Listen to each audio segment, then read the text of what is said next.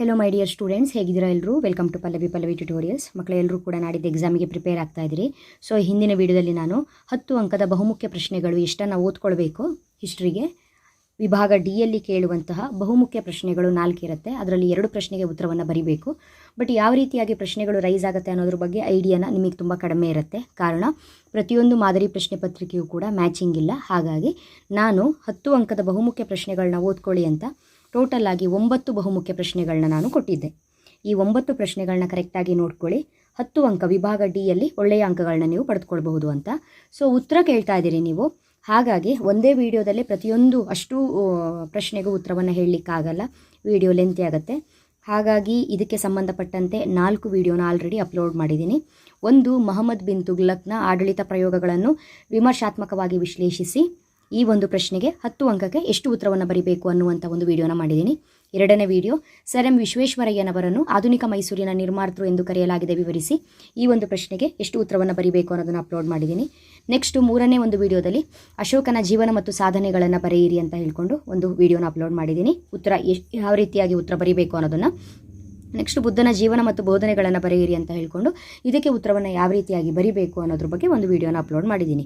ಈ ಒಂದು ವಿಡಿಯೋದಲ್ಲಿ one of the most important concept, ಪ್ರತಿ ವರ್ಷ ರಿಪೀಟ್ ಆಗುವಂಥ ಕಾನ್ಸೆಪ್ಟು, ಗ್ಯಾರಂಟಿ ಬಂದೇ ಬರುತ್ತೆ ಅನ್ನುವಂಥ ಒಂದು ಟಾಪಿಕ್ ಅಂತ ಇದ್ದರೆ ಅದು ಗುಪ್ತರ ಯುಗ. ಹಾಗಾಗಿ ಗುಪ್ತರ ಕಾಲವನ್ನು ಭಾರತದ ಇತಿಹಾಸದಲ್ಲಿ ಸುವರ್ಣಯುಗ ಎಂದು ಏಕೆ ಕರೆಯಲಾಗಿದೆ? ಗುಪ್ತರ ಕಾಲವನ್ನು ಭಾರತದ ಇತಿಹಾಸದಲ್ಲಿ ಸುವರ್ಣಯುಗ ಎಂದು ಏಕೆ ಕರೆಯಲಾಗಿದೆ? ಈ ಒಂದು ಪ್ರಶ್ನೆಗೆ 10 ಅಂಕಕ್ಕೆ ಎಷ್ಟು ಉತ್ತರವನ್ನು ಬರೀಬೇಕು ಅನ್ನೋದನ್ನು ಈ ವಿಡಿಯೋದಲ್ಲಿ ಹೇಳ್ತಾ ಇದ್ದೀನಿ. ಮುಂದಿನ ವಿಡಿಯೋದಲ್ಲಿ ಇದೇ 9 ಪ್ರಶ್ನೆಯಲ್ಲಿ ಟೋಟಲ್ ಆಗಿ ಅಲ್ಲಿಗೆ 5 ಪ್ರಶ್ನೆ ಆಯಿತು, ಇನ್ನೂ 4 ಪ್ರಶ್ನೆಗಳು ಉಳಿತು. ಆ 4 ಪ್ರಶ್ನೆಗಳಿಗೆ ಉತ್ತರವನ್ನು ಯಾವ ರೀತಿಯಾಗಿ ಬರೀಬೇಕು ಅನ್ನೋದನ್ನು ಹೇಳ್ತೀನಿ. ಇವಾಗ ಗುಪ್ತರ ಕಾಲವನ್ನು ಭಾರತದ ಇತಿಹಾಸದಲ್ಲಿ ಸುವರ್ಣಯುಗ ಎಂದು ಕರೆಯಲು ಕಾರಣ, ಪೀಠಿಕೆಯಿಂದ ಶುರು ಮಾಡಬೇಕಾಗತ್ತೆ. ಶ್ರೀಗುಪ್ತನು ಗುಪ್ತ ಸಂತತಿಯ ಸ್ಥಾಪಕನು. ಸಮುದ್ರಗುಪ್ತನನ್ನು ಕವಿರಾಜ ಎಂದು ಕರೆಯುತ್ತಿದ್ದರು. ಕಾಳಿದಾಸನು ಗುಪ್ತರ ಕಾಲದ ಪ್ರಸಿದ್ಧ ಕವಿಯಾಗಿದ್ದನು. ಪಾಹಿಯಾನ್ ಇವರ ಕಾಲದಲ್ಲಿ ಬಂದ ಚೀನಿ ಯಾತ್ರಿಕ. ಮಕ್ಕಳೇ, ಭಾರತದ ಇತಿಹಾಸದಲ್ಲಿ ಗುಪ್ತರ ಕಾಲವನ್ನು ನಾವು ಸುವರ್ಣಯುಗ ಅಂತ ಯಾಕೆ ಕರಿತೀವಿ ಅಂತ ಹೇಳಿದ್ರೆ, ಗುಪ್ತರು ಮಾಡಿರುವಂತಹ ಪ್ರತಿಯೊಂದು ಕೆಲಸಗಳು ಕೂಡ ನಮ್ಮ ಭಾರತದ ಅಭಿವೃದ್ಧಿಯನ್ನು ಮಾಡ್ತಾ ಹೋಯಿತು. ನಮ್ಮ ಭಾರತ ಒಂದು ಹಂತದ ಅಭಿವೃದ್ಧಿಯನ್ನು ಕಂಡಿದ್ದು ಗುಪ್ತರ ಕಾಲದಲ್ಲೇ. ಹಾಗಾಗಿ ಗುಪ್ತರ ಕಾಲದಲ್ಲಿ ಬಂದಂತಹ ರಾಜರುಗಳು ಯಾವ ರೀತಿಯ ಕೊಡುಗೆಗಳನ್ನು ನೀಡಿದ್ದಾರೆ, ಅಥವಾ ಯಾವ್ಯಾವ ವಿಷಯದಲ್ಲಿ ಅಥವಾ ಯಾವ್ಯಾವ ಒಂದು ಕ್ಷೇತ್ರದಲ್ಲಿ ಹಲವಾರು ಸಾಧನೆಗಳನ್ನು ಮಾಡಿದ್ದಾರೆ ಅನ್ನೋದ್ರ ಬಗ್ಗೆ ಡೀಟೇಲ್ ಆಗಿ ಬರೆದ್ರಾಯಿತು ನೀವು ಗುಪ್ತರ ಕಾಲವನ್ನು ಸುವರ್ಣಯುಗ ಅಂತ ಯಾಕೆ ಕರಿತೀವಿ ಅನ್ನೋದು.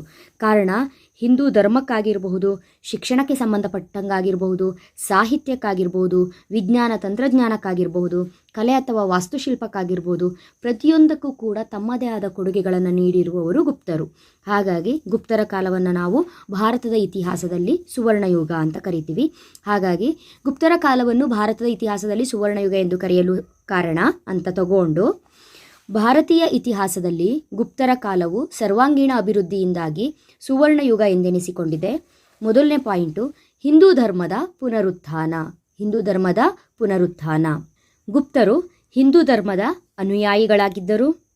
ಜೈನ ಮತ್ತು ಬೌದ್ಧ ಧರ್ಮದ ಏಳಿಗೆಯನ್ನು ಮಾಡಿದರು ಅಂತ ಹೇಳಿದ್ರೆ, ಗುಪ್ತರು ಹಿಂದೂ ಧರ್ಮದ ಅನುಯಾಯಿಗಳಾಗಿದ್ದರೂ ಸಹ ಜೈನ ಮತ್ತು ಬೌದ್ಧ ಧರ್ಮದ ಏಳಿಗೆಯನ್ನು ಮಾಡಿದರು.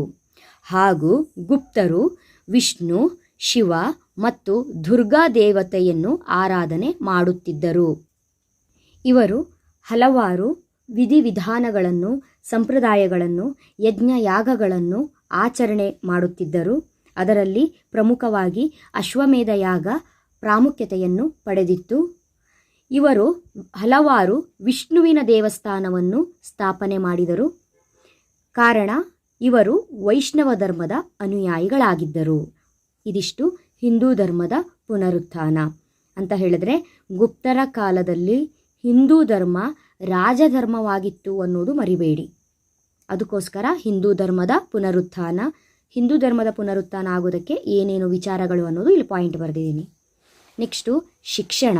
ಶಿಕ್ಷಣಕ್ಕೆ ಸಂಬಂಧಪಟ್ಟಾಗೆ ಗುಪ್ತರ ಕಾಲದಲ್ಲಿದ್ದಂತಹ ರಾಜರುಗಳು ಸ್ವತಃ ಅತಿ ಹೆಚ್ಚು ಶಿಕ್ಷಣವನ್ನು ಪಡೆದುಕೊಂಡಿದ್ರು. ಅವರು ಸ್ವತಃ ಅವರುಗಳೇ ವಿದ್ವಾಂಸರಾಗಿದ್ದರು. ಹಲವಾರು ವಿಶ್ವವಿದ್ಯಾನಿಲಯಗಳನ್ನು ಸ್ಥಾಪನೆ ಮಾಡಿ ಶಿಕ್ಷಣ ಕ್ಷೇತ್ರಕ್ಕೆ ಅಪಾರ ಕೊಡುಗೆಗಳನ್ನು ನೀಡಿದ್ದಾರೆ. ಉದಾಹರಣೆಗೆ ನಳಂದ, ಅಜಂತ, ತಕ್ಷಶಿಲಾ, ಸಾರನಾಥ. ಹಲವಾರು ಶಿಕ್ಷಣ ಕೇಂದ್ರಗಳನ್ನು ಸಹ ಸ್ಥಾಪನೆ ಮಾಡಿದ್ದಾರೆ. ಪಾಟಲಿಪುತ್ರ, ವಲ್ಲಭಿ. ಇವರ ಕಾಲದಲ್ಲಿ ಶಿಕ್ಷಣವನ್ನು ಬೋಧಿಸುವಾಗ ಬೋಧನಾ ವಿಷಯಗಳು ಯಾವುದಾಗಿತ್ತು? ಪುರಾಣಗಳು, ಸಾಹಿತ್ಯ, ತತ್ವಶಾಸ್ತ್ರ, ಅಂಕಗಣಿತ, ವಿಜ್ಞಾನ ಮುಂತಾದವು. ಇವರ ಕಾಲದಲ್ಲಿ ಶಿಕ್ಷಣ ಕೇಂದ್ರಗಳು ಯಾವುದಾಗಿತ್ತು? ಪಾಟಲಿಪುತ್ರ, ವಲ್ಲಭಿಯಾಗಿತ್ತು. ಈ ಶಿಕ್ಷಣ ಕೇಂದ್ರದಲ್ಲಿ ಬೋಧನೆ ಮಾಡ್ತಾ ಇದ್ದಂತಹ ವಿಷಯಗಳು ಯಾವುದಾಗಿತ್ತು? ಪುರಾಣಗಳು, ಸಾಹಿತ್ಯ, ತತ್ವಶಾಸ್ತ್ರ, ಅಂಕಗಣಿತ, ವಿಜ್ಞಾನ ಮುಂತಾದವು. ಮುಂದಿನ ಪಾಯಿಂಟು ಸಾಹಿತ್ಯ. ಗುಪ್ತರ ಯುಗವನ್ನು ಸಂಸ್ಕೃತ ಸಾಹಿತ್ಯದ ಸುವರ್ಣಯುಗ ಎಂದು ಕರೆಯುತ್ತೇವೆ. ಕರೆಕ್ಟಾಗಿ ಕೇಳಿಸ್ಕೊಳ್ಳಿ. ಗುಪ್ತರ ಯುಗವನ್ನು ಸಂಸ್ಕೃತ ಸಾಹಿತ್ಯದ ಸುವರ್ಣಯುಗ ಎಂದು ಕರೆಯುತ್ತೇವೆ. ವೈದಿಕ ಕಾಲದಿಂದಲೂ ಮೌಖಿಕ ರೂಪದಲ್ಲಿದ್ದಂತಹ, ಯಾಕೆ ಸಂಸ್ಕೃತ ಸಾಹಿತ್ಯದ ಯುಗ ಅಂತ ಕರಿತೀವಿ ಅಂತ ಹೇಳಿದ್ರೆ, ವೈದಿಕ ಕಾಲದಿಂದಲೂ ಮೌಖಿಕ ರೂಪದಲ್ಲಿದ್ದಂತಹ ವೈದಿಕ ಸಾಹಿತ್ಯವನ್ನು ಬರವಣಿಗೆಯ ರೂಪಕ್ಕೆ ತಂದಂತಹ ಕೀರ್ತಿ ಇವರಿಗೆ ಸಲ್ಲುತ್ತದೆ. ಅಂದರೆ ಬರವಣಿಗೆಯ ರೂಪ ಪಡೆದಿದ್ದು ಈ ಶ್ಲೋಕಗಳೆಲ್ಲ ಏನಿದೆ ವೈದಿಕ ಕಾಲದಿಂದಲೂ ಕೂಡ ಮೌಖಿಕ ರೂಪದಲ್ಲಿತ್ತು. ಅದು ಬರವಣಿಗೆಯ ರೂಪ ಪಡೆದಿದ್ದು ಯಾರ ಕಾಲದಲ್ಲಿ? ಗುಪ್ತರ ಕಾಲದಲ್ಲಿ. ಮೌಖಿಕ ರೂಪದಲ್ಲಿದ್ದರೆ ಬಾಯಿಂದ ಬಾಯಿಗೆ ಹೋಗುವಷ್ಟು ಮಾತ್ರ ಇರುತ್ತೆ. ಆದರೆ ಬರವಣಿಗೆಯ ರೂಪದಲ್ಲಿದ್ದರೆ ಎಷ್ಟೋ ವರ್ಷಗಳು ಕಳೆದ ಮೇಲೂ ಸಹ ಆ ಒಂದು ಬರವಣಿಗೆಯನ್ನು ಎಷ್ಟೋ ಜನರು ಮುಂದಿನ ಪೀಳಿಗೆಯಲ್ಲಿ ಓದ್ಕೊಂಡು ಹೋಗ್ಬೋದು. ಹಾಗಾಗಿ ಬರವಣಿಗೆಯ ರೂಪಕ್ಕೆ ತರೋದು ದೊಡ್ಡ ವಿಚಾರನೇ ಅದು. ಹಾಗಾಗಿ ಆ ದೊಡ್ಡ ವಿಚಾರ ನಡೆದಿದ್ದು ಗುಪ್ತರ ಕಾಲದಲ್ಲಿ. ನೆಕ್ಸ್ಟು ಈ ಒಂದು ಗುಪ್ತರ ಕಾಲದಲ್ಲಿ ಸಮುದ್ರಗುಪ್ತನು ಅತ್ಯಂತ ಪ್ರಸಿದ್ಧ ಕವಿಯಾಗಿದ್ದನು. ಅತ್ಯಂತ ಪ್ರಸಿದ್ಧ ರಾಜನಾಗಿದ್ದನು. ಇವನನ್ನು ಕವಿರಾಜನೆಂದು ಕರೆಯುತ್ತಿದ್ದರು. ಕವಿಗಳಲ್ಲೇ ರಾಜ, ಕವಿರಾಜನೆಂದು ಕರೆಯುತ್ತಿದ್ದರು.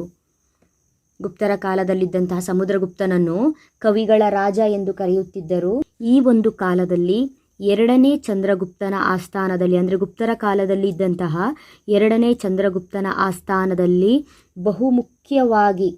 ಬಹುಮುಖ್ಯವಾಗಿ ಅಂದರೆ ವಿದ್ವಾಂಸರು ಅಂತ ಹೇಳಿಸ್ಕೊಂಡಿದ್ದಂತಹ ನವರತ್ನರಿದ್ದರು. ನೆಕ್ಸ್ಟು ಬಹುಮುಖ್ಯವಾದ ಕವಿ ಕಾಳಿದಾಸ. ಅವನು ಕೂಡ ಇದೇ ಒಂದು ಯುಗದಲ್ಲಿ ಇದ್ದವನು. ಕಾಳಿದಾಸ ಭಾರತದ ಶ್ರೇಷ್ಠ ಕವಿ ಎಂದು ಹೆಸರಾದವನು. ಈ ಕಾಳಿದಾಸ ರಚಿಸಿರುವಂತಹ ಹಲವಾರು ಕಾವ್ಯಗಳು, ನಾಟಕಗಳು ಹಲವಾರು ರೀತಿಯ ಪ್ರಸಿದ್ಧಿಯನ್ನು ಪಡೆದುಕೊಂಡಿದೆ. ಉದಾಹರಣೆಗೆ ಶಾಕುಂತಲ ಮಹಾಕಾವ್ಯ, ರಘುವಂಶ, ಕುಮಾರ ಸಂಭವ ಇದೆಲ್ಲ ನಿಮಗೆ ಗೊತ್ತಿದೆ. ಅದೇ ರೀತಿಯಾಗಿ ಇಲ್ಲಿ ಸಾಹಿತ್ಯ ಅಂತ ಬಂದಾಗ ಒಂದು 3-4 ಜನ ಏನೇನು ಕೃತಿಗಳನ್ನ ಬರೆದಿದ್ದಾರೆ ಅಂತ ಕೂಡ ನೀವು ಇಲ್ಲಿ ಸೇರಿಸ್ಬೋದು. ಕಾಳಿದಾಸ ಬರೆದಿರುವಂತಹ ರಘುವಂಶ, ಶಾಕುಂತಲ ಮಹಾಕಾವ್ಯ, ಅಥವಾ ವಿಶಾಖದತ್ತ ಬರೆದಿರುವಂತಹ ಮುದ್ರಾ ರಾಕ್ಷಸ, ಅಮರಸಿಂಹ ಬರೆದಿರುವಂತಹ ಅಮರಕೋಶ, ವಿಷ್ಣು ಬರೆದಿರುವಂತಹ ಪಂಚತಂತ್ರ, ಈ ರೀತಿಯಾಗಿ ಹಲವಾರು ಕೃತಿಗಳನ್ನು ಕೂಡ ಇಲ್ಲಿ ನೀವು ಸೇರಿಸ್ಬೋದು. ನೆಕ್ಸ್ಟು ವಿಜ್ಞಾನ ಮತ್ತು ತಂತ್ರಜ್ಞಾನ. ವಿಜ್ಞಾನ ಮತ್ತು ತಂತ್ರಜ್ಞಾನಕ್ಕೆ ಹಲವಾರು ಕೊಡುಗೆಗಳನ್ನು ಗುಪ್ತರು ನೀಡಿದ್ದಾರೆ. ವಿಜ್ಞಾನ, ಗಣಿತ, ವೈದ್ಯಶಾಸ್ತ್ರ ಮುಂತಾದವು ಇವರ ಕಾಲದಲ್ಲೇ ಪ್ರಗತಿಯನ್ನು ಸಾಧಿಸಿತು. ಇವರ ಕಾಲದಲ್ಲಿದ್ದಂತಹ ಪ್ರಮುಖ ಗಣಿತಶಾಸ್ತ್ರಜ್ಞ, ಖಗೋಳ ವಿಜ್ಞಾನಿ ಆರ್ಯಭಟ ದಶಮಾಂಶ ಪದ್ಧತಿಯ ಬಗ್ಗೆ ಹಾಗೂ ಸೂರ್ಯ ಸಿದ್ಧಾಂತದ ಬಗ್ಗೆ, ಅಂದರೆ ಸೂರ್ಯ ಸಿದ್ಧಾಂತದಲ್ಲಿ ಏನು ಹೇಳಿದ್ದಾರೆ? ಭೂಮಿಯ ಚಲನೆ ಮತ್ತು ಗ್ರಹಣಗಳ ಸಂಭವಿಸುವಿಕೆಯ ಬಗ್ಗೆ ಸೂರ್ಯ ಸಿದ್ಧಾಂತದಲ್ಲಿ ಹೇಳಿದ್ದಾರೆ. ಯಾರು? ಆರ್ಯಭಟ. ಹಾಗಾಗಿ ಆರ್ಯಭಟನು ದಶಮಾಂಶ ಪದ್ಧತಿ ಹಾಗೂ ಸೂರ್ಯ ಸಿದ್ಧಾಂತವನ್ನು ತಿಳಿಸ್ಕೊಟ್ಟಿರುವಂತಹ ಒಂದು ಯುಗ. ಬ್ರಹ್ಮಗುಪ್ತ, ಇವರು ಕೂಡ ಗಣಿತಶಾಸ್ತ್ರಜ್ಞ ಈ ಒಂದು ಕಾಲದಲ್ಲಿ. ನೆಕ್ಸ್ಟು ವರಹಾಮಿಹಿರ, ಪ್ರಸಿದ್ಧ ಖಗೋಳಶಾಸ್ತ್ರಜ್ಞ.